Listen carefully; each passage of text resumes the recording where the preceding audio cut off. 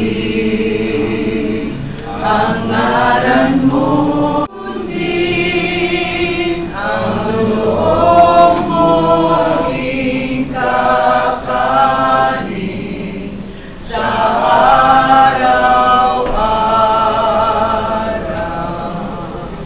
Kaya mo, O Diyos, na sa panahon ng pagdadalamhati, alam namin kasama ka namin, hindi mo po kami iniiwan, lalo na po ang pamilyang iwan. Patuloy po at ang kanyang anak na si Jay po sa kamatay.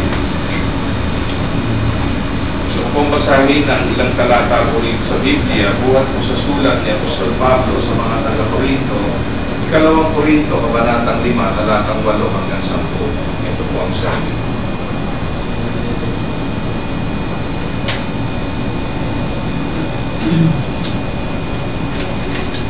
Sapagkat bawat isa ay haharap sa hukuman ni Kristo upang tumanggap ng paukulang ganti sa kanyang ginawa, mabuti man o masama, nang siya'y nabubuhay pa sa daigdig. Gusto maawa. O kaya naman sa ating mga kinakain, magkakaroon po tayo ng sakit. Maliit na sakit, malaking sakit, magkakaroon tayo ng karamdaman. Pangatlong siguradong darating sa buhay natin, lahat tayo papasok sa lalagyan ito. Nakalagay doon sa pintuan, ako ngayon. Pero ito po ay isang katotohanan kasi ang pag-usapan na lang natin ngayon, paano tayo kumita ng pera? Huwag mo yung kamatayan. Hirap naman yung kamatayan. Narito po ngayon hapon na ito. Ang dahilan, magandang patutunguhan.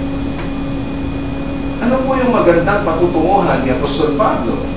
Siyempre, sa piling ng ating Panginoon.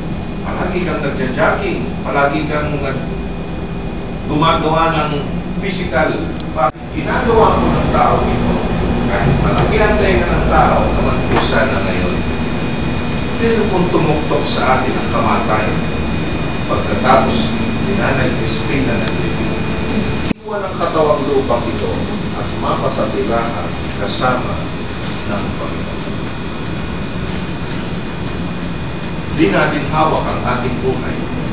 Hindi natin alam kung kailan darating ang sitwasyon na ito na katulad kay Nanay Crispina. Pero ang tanong ko ngayong hapon na ito, nakahanda po ba tayo? Verse 9, ang sabi niya gano'n, kaya ang inimigli ko ay maging kalugod-lugod sa Diyos habang ako ay narito sa lupa. Misyon, ang buhay ay maikli.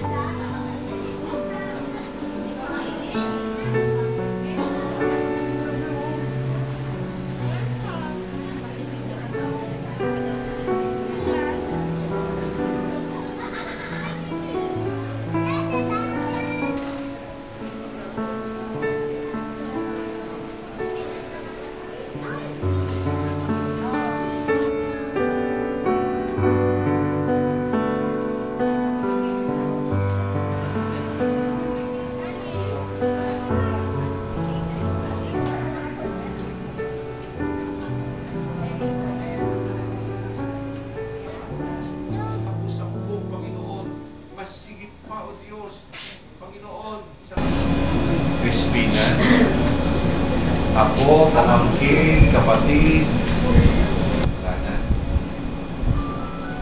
Sige po. Hindi po madali na mawalan po ng mahal sa buhay. Tama po ba? Kaya po, okay po, oras na ito, maaaring wala po tayong maibigay sa kanilang material o pinansyal na bagay. Kaya po oras na ito ay kahit sa isang panalangin, maipanalangin po natin yung pamilya po. Tatay Roger, DJ. First year of teaching ko. Kaya hindi naman po kami nagkakamuli dahil ako 20 years now, 20 years old nung sila ay mabubuhat ko. Nagpapasalamat po ako una-una sa mga taong walang sawang tumulong sa amin. Una-una po, nagpapasalamat po ako sa Panginoon kasi hindi ko po sa bawat panghihina ng loob ko, tinitignan ko po siya, lumalakas ang loob ko. Masasabi ko lang po, Kuya Roger, lakasan mo loob mo, kaya mo yan. Nandito kami, hindi ka namin iiwan. Hanggang sa uli, nandito lang kami. Malalim pa rin mababaw. Pagka naging kasama sa buhay, siyempre hindi mo ipagpapalik.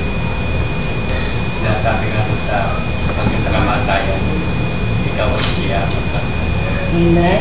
Madaling salita, iinagalan ko ang mga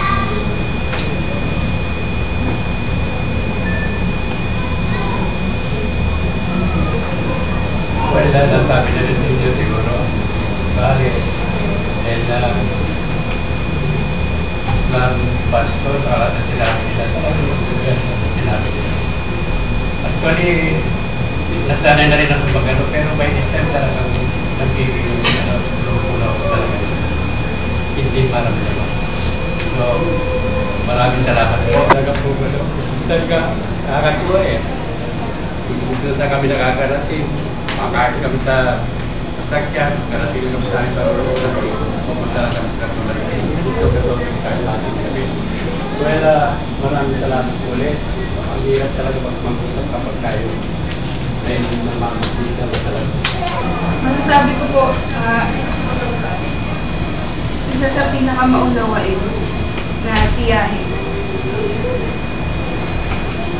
Sabi po ng iba, konsentidor. Pero po siguro po, ano lang po, kagab lang pong nature niya yung maging mapagmahal. Tama sa Tito Roger. Kasi po hindi niya po iniwan yung kapatid po nung dati. Kasi po, di ba po sa atin, minsan kapag nakakaranas na, lalo na po ang isang marriage ng kahirapan, ang tendency po ay kumawala. Pero po sila po hindi po. Nais ko po magpasalamat sa bawat isa.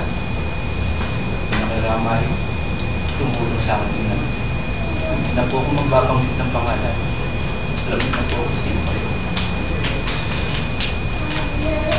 Sa totoo lang po, hindi pa po nasisiting sa akin na wala ng kaso.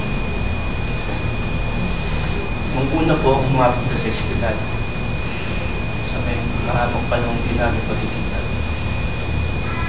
Hindi po pumapasok sa isipan ko sa puso ko na yun ang aking ina. Hindi yun ang mami ko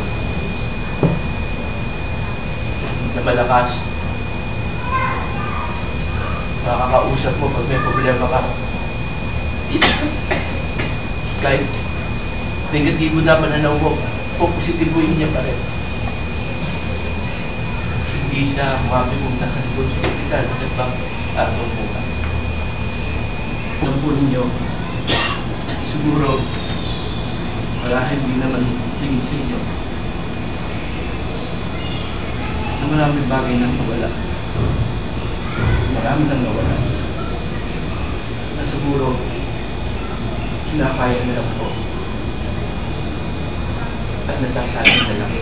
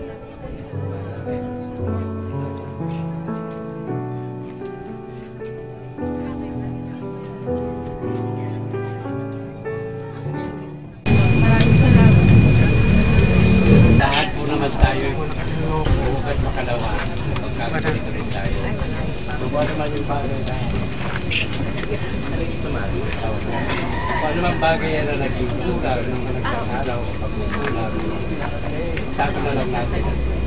Bukas magalawa pa rin.